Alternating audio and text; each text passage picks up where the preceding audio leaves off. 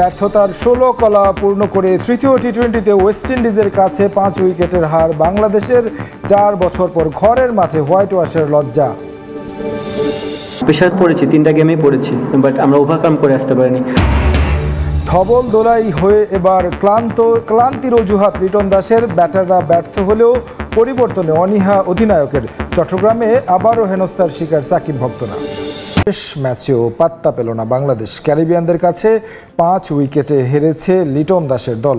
Toss জিতে প্রথমে bat করে তানজিদ তামিমের ক্যারিয়ার সেরা 89 রানের পরও 151 রানে অল আউট হয় স্বাগতিকরা। জবাবে রোস্টন চেজ আর অগাস্টির 50-তে 5 উইকেট হারিয়ে জয় নিশ্চিত করে সফরকারীরা। 3-0-তে সিরিজ জিতল ক্যারিবিয়ানরা। এমন ক্যাচ মিস করে কি আর জেতা যায়? কোনো আনারি ক্রিকেটাররাও হয়তো মিস করবে না এমন সহজ সুযোগ।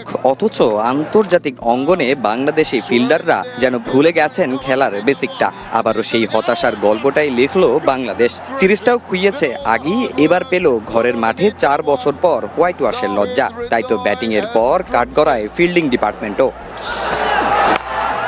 অথচ প্রথম ইনিংসে কি দুর্দান্ত ব্যাটিংটাই না করেছেন তানজিদ তামিম। শুরু থেকেই ছিলেন আগ্রাসী, যদিও তাকে সঙ্গ দিতে পারেননি ইনজুরি কাটিয়ে ফেরা পারভেজ ইমন।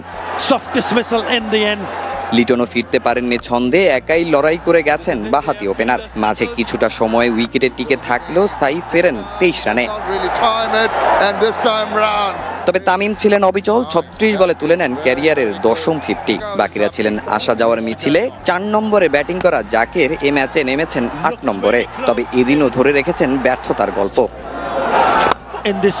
তানজিদ তামিম একাই ধরে রেখেছেন ম্যাচ, গড়েন 22 ইনিংসে বাংলাদেশের টি-20তে দ্রুততম 1000 রানের রেকর্ড। এক পঞ্জিকা বর্ষে সর্বোচ্চ 711 রান ও 38 ছক্কার রেকর্ডটাও তার দখলে। তার 89 রানের উপর ভর করে 151 রানের সংগ্রহ পায় বাংলাদেশ। জবাবে শুরু থেকেই টাইগাররা দেখায় ক্যাচ মিসের মহড়া। দ্বিতীয় ওভারে আমির জাঙ্গুর ক্যাচটা ছুটে যায় সাইফ লিটনের ভুল বোঝাবুঝিতে। চতুর্থ ওভারে সেই আমিরেরই ক্যাচ ছাড়েন হৃদয়। ততক্ষণে যা ক্ষতি হওয়ার হয়ে গেছে। যদিও রিশাদ 23 রানে থামিয়ে দেন তাকে। এরপর দায়িত্বটা কাঁধে তুলে নেন রোস্টন চেজ। তবে নবম ওভারে তার ক্যাচটা ছুটে যায় শরীফুলের হাত থেকে। বাকিটা পথ পাড়ি দিতে এরপর খুব একটা কষ্ট করতে হয়নি ক্যারিবিয়ানদের। রোস্টন চেজ ও আগস্টর 50-তে ম্যাচ চলে যায় তাদের হাতে। টানা খেলার মধ্যে থাকায় বিশ্রামের সুযোগ পাননি ক্রিকেটাররা, যে কারণে কঠিন পরিস্থিতি থেকে বের হয়ে আসতে ব্যর্থ হয়েছেন তারা। ক্যারিবিয়ানদের কাছে হোয়াইট ওয়াশের পর দলের ব্যর্থতা ঢাকতে এমনটা মন্তব্য করেছেন অধিনায়ক লিটন দাস।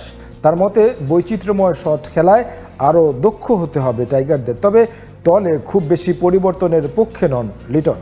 আমরা ওই জিনিসটা পারিনি।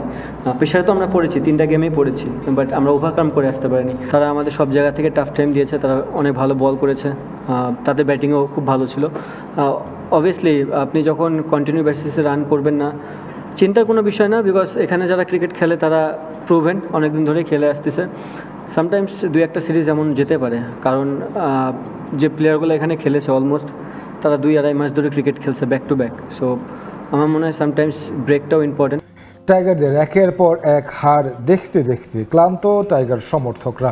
ওয়েস্ট ইন্ডিজের বিপক্ষে টি-20 সিরিজে হোয়াইট ওয়াশের পর দল নিয়ে হতাশা প্রকাশ করেন ভক্তরা।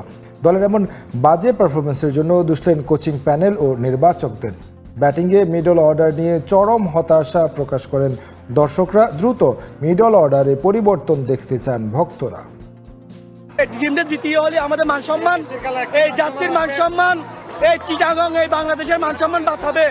কিন্তু এরা যে এরকম বাজে নোংরা খেলা খেলছে, আমরা হতাশ না, এর চেয়ে বেশি হতাশ, খুবই হতাশ। বাংলাদেশ এইভাবে হতাশ করবে কখনো ভাবি নাই। সব করে আসছিলাম খেলা দেখার জন্য, কিন্তু তারা আমাদের মুডটাই ভেঙে দিয়েছে। বিশেষ করে শামীম পাটোয়ারি আর জাকের আলী, তাদেরকে আমি চাই যেন দলে যেন না রাখা হয়, তাদেরকে মানে ক্রিকেট থেকে যেন বঞ্চিত করা হয়। আমাদের মিডল অর্ডারের যে ব্যাটসম্যান গুলো আছে তাদের ওখানে পরিবর্তন আনতে হবে। আমাদের শামীম আর হচ্ছে জাকির আলী, এইটাকে বাদ দিয়ে পৃথিবীর উচিত সৌম্য সরকারের সাথে পার্সোনালি কথা বলে, বুলবুল স্যার আছে, ওরা যদি সৌম্য সরকারের সাথে কথা বলে, তাদের কথা জাকির অথবা বাদশামীর ওই জায়গাটাতে যদি খেলা হয়, তাহলে আমাদের আরো মিডল অর্ডার অনেক স্ট্রং হবে। আবারও সাকিবের প্লেকার্ড কাণ্ডে বিতর্ক চট্টগ্রামে। বিসিবি কর্তারা প্রতিশ্রুতি দেওয়ার পরও সাবেক বিশ্বসেরা অলরাউন্ডারের নাম সম্বলিত কোনো ব্যানার নিয়ে মাঠে ঢুকতে দেয়া হয়নি ভক্তদের। পুলিশ বলছে আগের ম্যাচের মতো অনাকাঙ্ক্ষিত ঘটনা এড়াতে এমন সিদ্ধান্ত নেওয়া হয়েছে। কিন্তু বিসিবি সিকিউরিটি ডিপার্টমেন্টের চেয়ারম্যান জানান, শুধুমাত্র কুরুচিপূর্ণ শব্দ ছাড়া যে কোনো প্লেয়ারের নামের ব্যানার ফেস্টুন ঢোকার অনুমতি আছে দর্শকদের। চট্টগ্রাম থেকে তামিম হোসেনের রিপোর্ট। তাকে যথেষ্ট পপুলার করেছে এবং তাকে অনেক পছন্দ করে, সেই হিসেবে তার ছবি নিয়ে আসতে পারে। বিসিবি কর্তাদের এমন মন্তব্যের পরদিনই চট্টগ্রামে ঘটেছে আবারও সেই একই কাণ্ড। সাকিবের নামে প্ল্যাকার্ড দেখিয়ে আটকে দেয়া হয় এক ভক্তকে। শুধু তাই নয়, হেনস্থার শিকারও হতে হয় সেই ভক্তকে। প্ল্যাকার্ডটাও ছিনিয়ে নিয়ে ছিঁড়ে ফেলেন সেই পুলিশ কর্মকর্তা। সাগরিকা দ্বিতীয় টি-20তেও সাকিবের এই প্ল্যাকার্ড কাণ্ডে হয় হাতাহাতির মতো ঘটনা। 6 জনকে গ্রেফতার করে পুলিশ, যার কারণেই এমন সিদ্ধান্ত বলে জানান পুলিশ কর্মকর্তা। সামান্য একটা প্লে কার্ড নিয়ে যদি মানুষের জীবন বিপন্ন হয়, এই যে গত খেলায় মারামারির মামলা হয়েছে, 307-এর মামলা হয়েছে, হত্যার হুমকি দেওয়া হয়েছে বলতেছে, মানুষের জীবন নিয়ে তার জীবনের চাইতে তো বিশেষ সিদ্ধান্ত বড় হতে পারে না। বিশেষ সিদ্ধান্ত দিচ্ছে এই জন্যই ঢুকছে কার্ড নিয়ে, কিন্তু মানুষ তো আটকেছে তাকে। মানুষের যখন বিভেদ তৈরি হচ্ছে, মানুষ যখন মারামারি তৈরি হচ্ছে, তাহলে তো আমরা এটা আর চলতে দিতে পারি না। তবে বিসিবির সিকিউরিটি ডিপার্টমেন্ট বলছে ভিন্ন কথা। শুধুমাত্র কুরুচিপূর্ণ শব্দ লেখা ছাড়া যে কোনো ক্রিকেটারের নামে প্ল্যাকার্ড নিয়ে মাঠে ঢোকার অনুমতি আছে দর্শকদের। পুলিশকেও দেয়া হয়নি এমন কোনো নির্দেশনা। কেউ যদি I miss you Shakib Al Hasan, I miss you Tamim Iqbal, এইগুলা নিয়ে আমরা কোনো সময় মানা করি না। আমরা অ্যাকচুয়ালি চাই যে এরকম লেখা হলেই আমরা অ্যালাউ করতে পারবো। বাট কাউকে যদি টন করে কোনো কথা বলা হয়, লেট ইট বি বিসিবি, কোনো প্লেয়ার মানে তাদের কোনো রকম অ্যাট্রিবিউট, অনেক রকম কথা হয়, এই জিনিসগুলো আমরা কোনো মতে প্রমোট করতে চাই না। আগামী বিপিএলে অংশ নিচ্ছেন না জাতীয় দলের সাবেক অধিনায়ক ও ওপেনার তামিম ইকবাল। শারীরিক অসুস্থতার জন্য বিপিএলে অংশ নেওয়ার সম্ভাবনা খুব কম বলেই জানান তিনি। এছাড়া নিজেদের মাঠে ওয়েস্ট ইন্ডিজের বিপক্ষে টাইগারদের সিরিজ হারকে খেলার স্বাভাবিক অংশ হিসেবে দেখছেন সাবেক অধিনায়ক। শুক্রবার বগুড়া সদরে ইরুলিয়ায় ফুটবল একাডেমির আয়োজনে এক টুর্নামেন্টের ফাইনাল খেলায় প্রধান অতিথি হিসেবে উপস্থিত ছিলেন তামিম ইকবাল। শাহাদুল ইসলামের ক্যামেরায় আব্দুল আউয়ালের রিপোর্ট।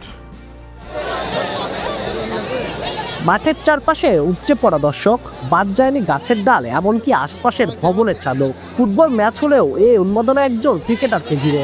দেশের ক্রিকেট ইতিহাসের অন্যতম সেরাদের একজন তামিম ইকবাল। তারকা ক্রিকেটারকে এক নজর দেখতেই যেন পুরো শহর নেমে আসে বগুড়া সদরের এরুরিয়া হাটখোলা বালুর মাঠে।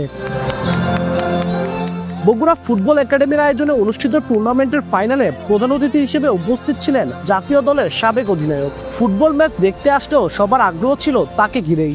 স্বাভাবিকভাবে আসলো তার মাঠে ফেরার প্রসঙ্গ। সামনে বিপিএল, তামিমের সমর্থকরা মুখিয়ে তার খেলা দেখতে। তবে সমর্থকদের জন্য খুশির কোনো খবর দেননি। আপাতত রাজনীতি নয়, থাকতে চান খেলার মাঠেই। কথা বলেন বাংলাদেশ ওয়েস্ট ইন্ডিজ সিরিজ নিয়েও। লাস্ট 4টা সিরিজ আমার মনে হয় জিতেছে। এই একটা প্রথম সিরিজ আমার মনে হয় 4 সিরিজ করে হয়েছে।